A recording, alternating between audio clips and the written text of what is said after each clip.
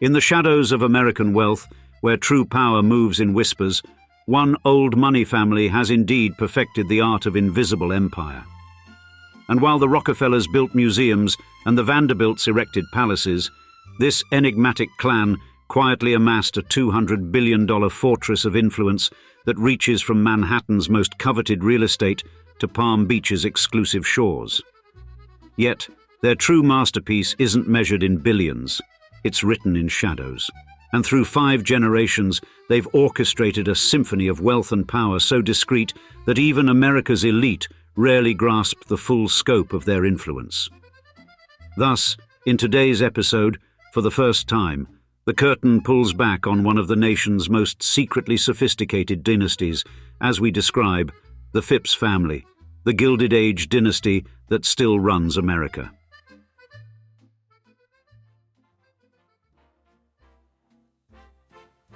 Meet the modern Phipps family, the most fascinating billionaire clan you've likely never encountered. And going back all the way to the Gilded Age, while those showy Schwabs and flamboyant Vanderbilts practically begged for the spotlight, these masterful puppeteers of American wealth have perfected the art of being fabulously rich in pristine privacy. Remarkably, their crown jewel, Bessemer Trust, quietly manages a staggering $200 billion for the world's most elite clientele to this very day. It's an impressive feat, reflective of a legacy built on discretion and power, but that's merely scratching the surface of their breathtaking empire. From Palm Beach's most sumptuous estates to Manhattan's crown jewels of real estate, the Phipps portfolio reads like a monopoly board for the obscenely wealthy. These masters of discretion do permit themselves one public indulgence, the sport of kings. Their thoroughbred racing operation has produced a steady stream of Kentucky Derby champions, though you won't catch them making a spectacle at the winner's circle. Rather sporting of them, really. The current crop of Phipps heirs glides through society's upper stratosphere like invisible conductors, orchestrating massive charitable foundations and wielding considerable political influence without so much as a ripple in the public consciousness. Quite the clever strategy. Their network stretches through the most prestigious boardrooms and exclusive clubs in America, while strategic marriages and business alliances have cemented their position among the nation's most powerful families. In an age where every social media influencer screams for attention, the Phipps dynasty has achieved something rather extraordinary, expanding their empire while maintaining their cherished privacy. Their web of influence spans from Wall Street's most hallowed halls to Palm Beach's most exclusive clubs, their power networks extending deep into America's most influential institutions. Their approach to charitable giving is nothing short of masterful, marked by precision and an undeniable brilliance that amplifies their influence. None of that garish naming of museums or libraries. These masters of discretion prefer their philanthropy served with a hefty dose of anonymity. Their foundations shape everything from educational institutions to healthcare initiatives, yet the public remains blissfully unaware of the name behind these generous contributions. The modern Phipps dynasty continues to expand their influence while maintaining an almost supernatural ability to stay out of the public eye. Quite the feat in our age of relentless transparency.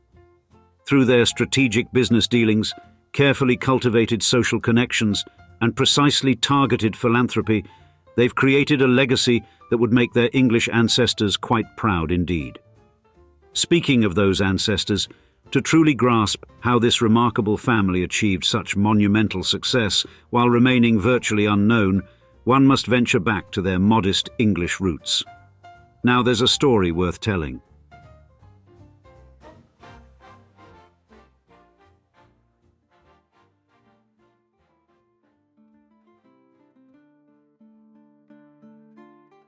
The bitter winter winds that swept through England's working-class districts in 1845 carried with them the sounds of industrial change, the clanking of new machinery, the hiss of steam engines, the rhythmic pounding of hammers against leather in countless cobbler shops. In one such shop, Henry Phipps Sr., his shoulders hunched over a worn workbench, made a decision that would alter the course of American industrial history. The shoemaker's calloused hands, stained with the oils and waxes of his trade, had grown weary of crafting footwear for others while his own family's future remained uncertain. Each evening, as he walked the muddy streets of his working-class neighborhood, Phipps Sr. would see the same resignation in the eyes of his fellow tradesmen, men who had accepted their station in life. But he refused to accept such a fate for his young son, Henry Jr. The journey across the Atlantic tested the family's resolve. The cramped steerage compartment, filled with the stench of seasickness and unwashed bodies, became their home for 32 days. Young Henry Jr., barely old enough to understand the magnitude of their voyage, would later recall the constant pitch and roll of the ship, the salt spray that found its way through every crack, the meager rations that never quite filled their hungry bellies. Philadelphia received them with characteristic indifference. The city, already swollen with waves of immigrant arrivals, offered no special welcome to yet another family seeking refuge in the promise of America. The elder Phipps set up his cobbler's bench in a small shop off South Street, where the constant flow of working men's boots provided steady, if modest, income. But it was Pittsburgh, that smoke-blackened crucible of American industry, that would forge the family's destiny. The city in the 1850s was raw, untamed and primitive in its industrial might. The rivers that converged at its heart carried more than just coal and iron ore.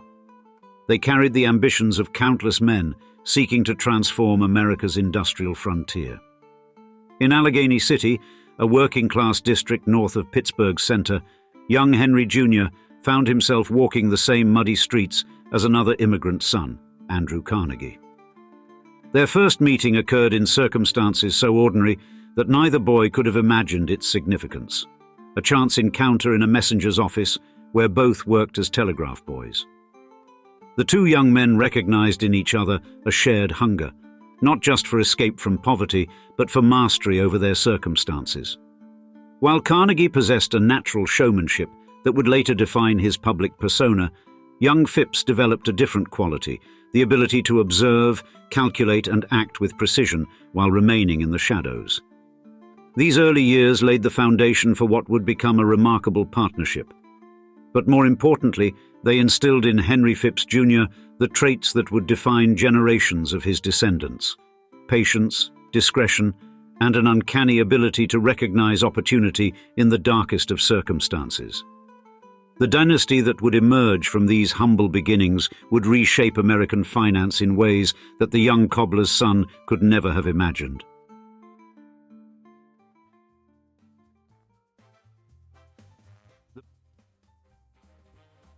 "Steel is the foundation of civilization," Andrew Carnegie once declared.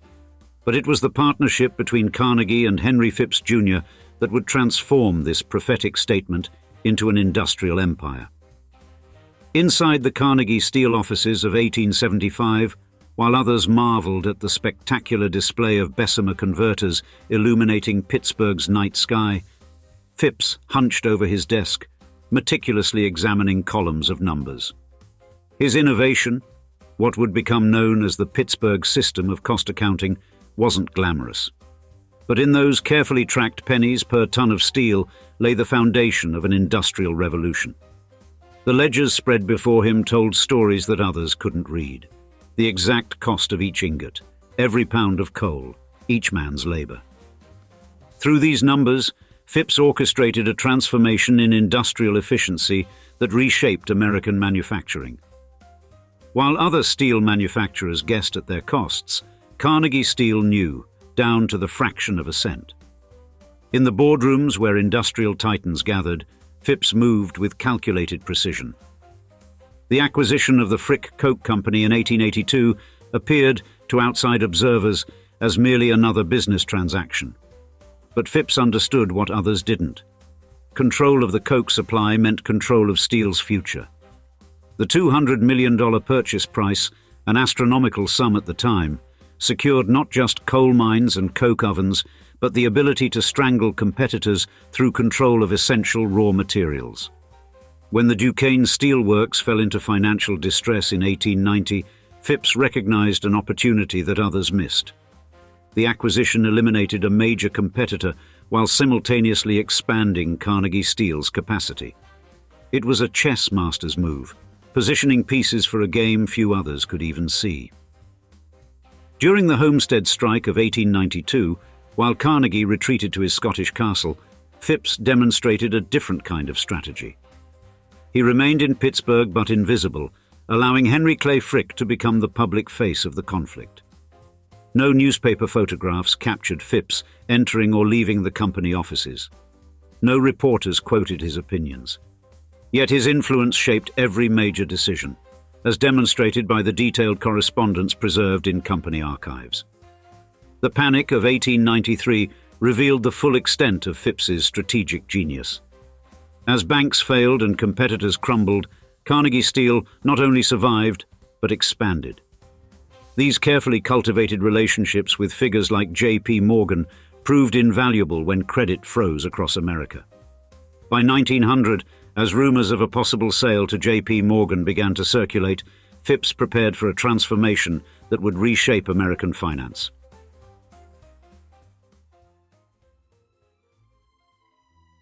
In J.P. Morgan's Baroque study at 219 Madison Avenue, on a winter morning in 1901, Henry Phipps Jr. sat before an ornate mahogany desk, preparing to sign documents that would transform steel into Dynasty. Morgan's purchase of Carnegie Steel for $480 million, a sum so vast it exceeded the entire United States federal budget of 1901, would leave Phipps with $50 million. But unlike others who had suddenly acquired such astronomical wealth, Phipps saw beyond mere fortune to something far more enduring. The establishment of Bessemer Trust in 1907 revealed the depth of his vision. Named after the steel-making process that had built their initial fortune, the trust began with $25 million in capital. While other industrialists' family offices focused on preservation, Bessemer Trust operated like a military campaign, methodically identifying opportunities across the American landscape with surgical precision. Between 1902 and 1911, as other magnates built ostentatious mansions and competed for social prominence in Newport and Fifth Avenue, Phipps orchestrated a different kind of expansion.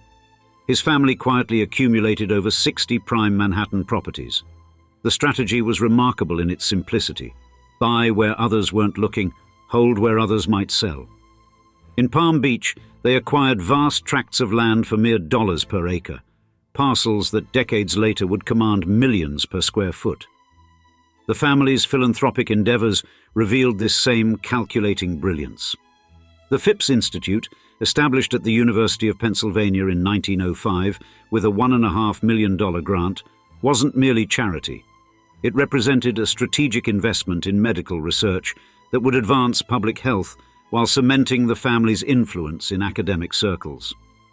The Phipps Houses program, creating over 6,000 affordable housing units across New York City, demonstrated an understanding of how private wealth could address public needs while generating both goodwill and sustainable returns.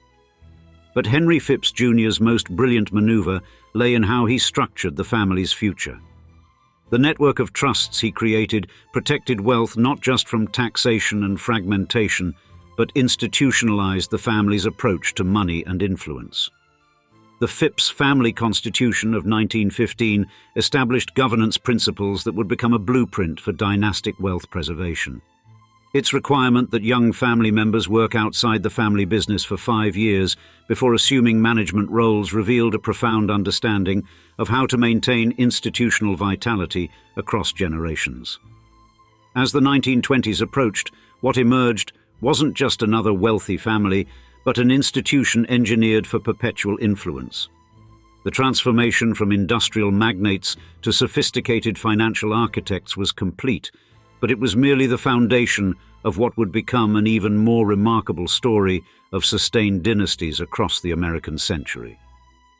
Few could have predicted that this quiet metamorphosis, orchestrated in the shadows of America's Gilded Age, would create an institution that would shape American finance for generations to come.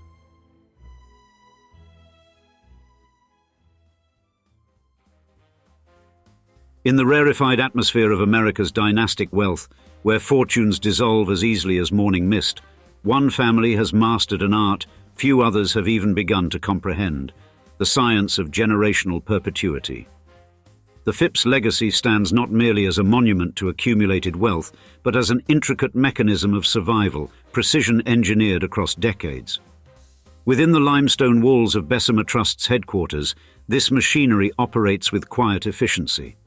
The institution, built upon Henry Phipps Jr.'s conservative principles more than a century ago, has evolved into a financial fortress, managing billions for the world's elite families. Yet beneath its modern exterior lies an unchanged foundation, the philosophical bedrock laid down by its founder. The family's genius reveals itself in their capacity for strategic adaptation. While other dynasties cling rigidly to their origins, each Phipps generation has executed a careful dance between preservation and expansion. Their thoroughbred racing operations still dominate Kentucky's bluegrass country. Their Manhattan real estate holdings have multiplied exponentially in value, and their private investments now reach into realms their ancestors could scarcely have imagined. Artificial intelligence, biotechnology, quantum computing. Most remarkable is their system for perpetuating this success. Young family members undergo what internal documents call the preparation, a rigorous process combining elite education with carefully orchestrated practical experience.